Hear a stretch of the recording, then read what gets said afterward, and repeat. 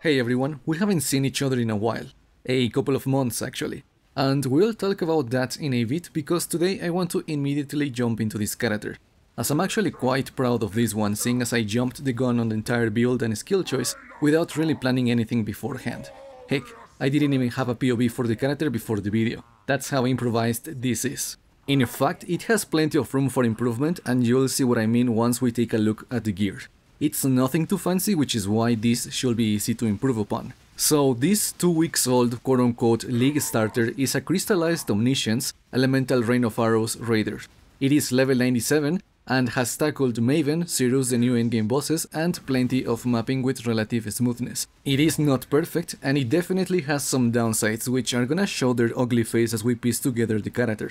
But overall, this one ended up being quite powerful despite the skill and handicaps the amulet provides. So much so that I think we can overlook the downsides. Granted, a big part of our single target damage comes from ballistas, but it's okay because it's nothing too obstructing or annoying. You'll see what I mean as we go on with this video. With all of this said, let's discuss the character before moving on to other serious topics. Alright, so this is an elemental bow based build, which means we want a bow with as much elemental DPS on it as possible. Mine is a Solarin bow that I crafted by spamming essences alongside a crit craft and an unveiled modifier for attack speed.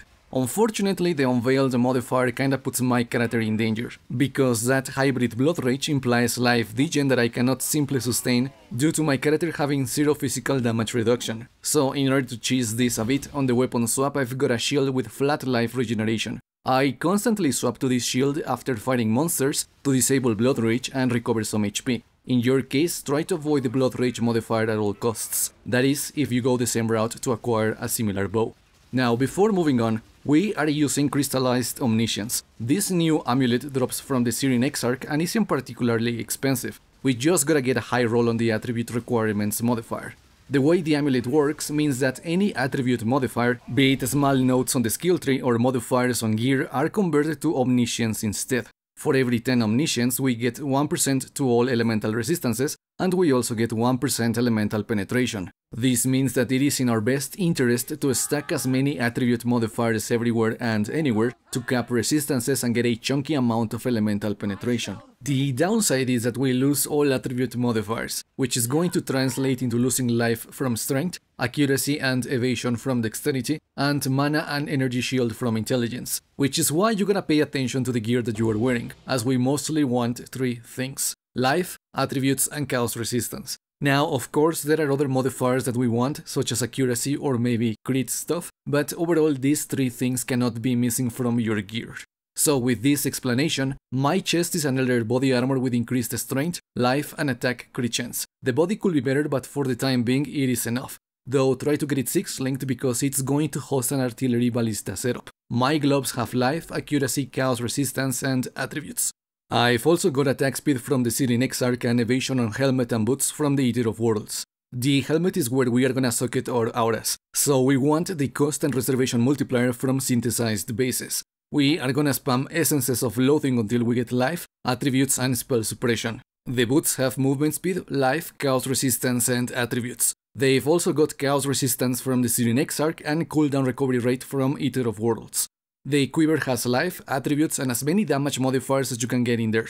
I say this because you can also get crit multi, more crit chance, more elemental damage, attack speed, etc. Just try to get something thick. The belt is a synthesized belt with increased intelligence as the implicit alongside life, chaos resistance, attributes and elemental damage with attack skills. Finally, for the rings we want negative mana cost on both of them, alongside life, attributes and chaos resistance. And that should be it for the gear. As I said, life, attributes and chaos resistance are the top 3 priorities. Everything else is a bonus, but don't sleep on the gear because this build really depends on it.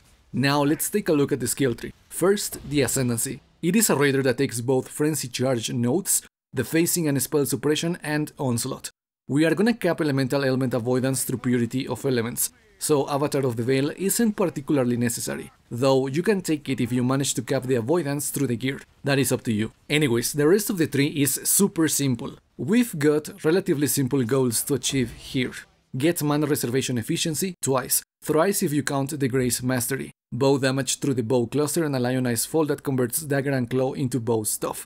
as much attributes as possible, and finally, life, damage and spell suppression. However, we are using two very important jewels in this skill tree. The first one is Replica Conqueror's Efficiency to lower the mana cost of skills even further, which is kinda mandatory, so don't sleep on it. The second jewel is a Watcher's Eye that has spell suppression while affected by Grace. I also have crit chance by using Wrath, which originally was not my target modifier because I wanted attack damage while using Precision. Since I couldn't find one, I went with this one instead, but you can go with other aura modifiers from Anger, Precision and heck, even defensive ones from Purity of Elements or other auras. That is up to you. But that should be pretty much it for this character. So now, let us discuss what is going on outside the game while sick gameplay plays in the background. Alright, let's talk about non-build shenanigans. Feel free to mute it if you want to see gameplay, but I do want to talk about what's going on behind the scenes. It's been a rather long while since the last video, and if you've been here for a while, you know that I kinda did the same thing after 3.15's release. The reality is that this past year I didn't have that much fun playing Path of Exile for extended periods of time. And this has been going on for a while now. I disliked Ultimatum, I didn't like the changes that happened in 3.15, and I certainly wasn't fond of Scourge as well. And because of that, I've been playing less and less of this game.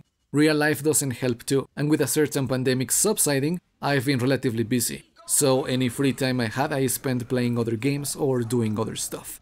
At one point I even considered not playing this League expansion as well. I wasn't feeling too confident on giving this game any more time, so I didn't plan a build for this content release, and seeing as there weren't any new skills nor a major meta shakeup with 3.17's release, besides self-casting, I wasn't very excited for this update. These are some reasons to justify why I didn't post anything before the League release. I didn't know what to play, or how long I was even gonna play, which is why I ended up planning this character on the go. I didn't know how committed I was gonna be to this expansion, so I figured that I play something that seemed fun without really putting too much thought into playing it safe. Fortunately, this character ended up being quite enjoyable, and to my surprise the overall game actually feels really fun to play, at least in comparison to whatever the heck happened 6 months ago with those patches.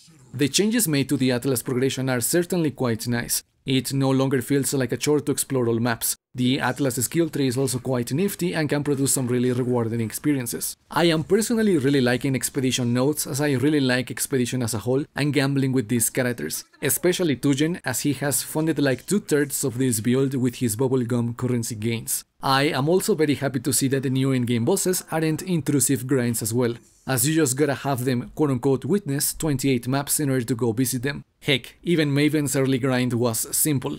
You don't even have to worry about Sirius anymore, though I gotta admit that I actually like his fight even if he has a reputation for spreading out from time to time. The character I built has been able to tackle plenty of content. The mapping is fast, fun and quite chill. And while the single target is heavily carried by the artillery ballista totems, I don't really mind it since the DPS seems quite nice. And even though I always say that my builds have room for even more improvements, this one is no exception. Better gear will push this character even further, and I might even commit to doing that instead of playing another character.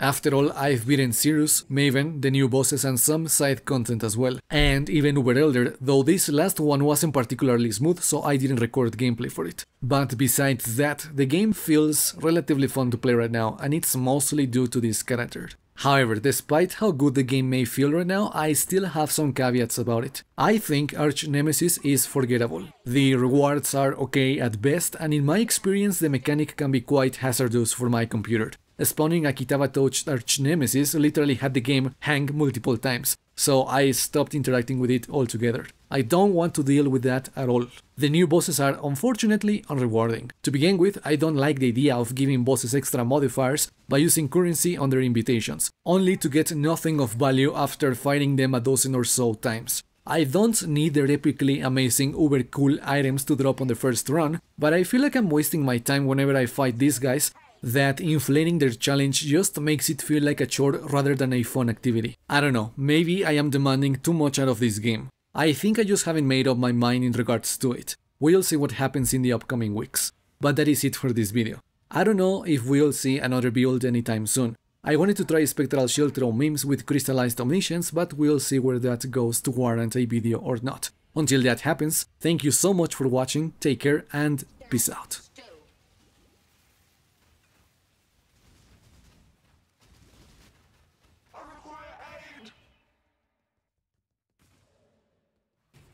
force an intervention, though.